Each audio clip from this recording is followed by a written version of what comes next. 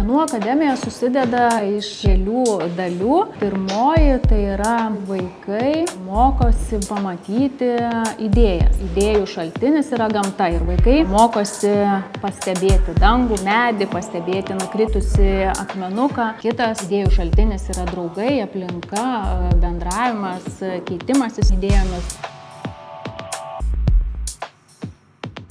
Pirmas etapas būna idėjų pagavimas už uodegos, jų suradimas.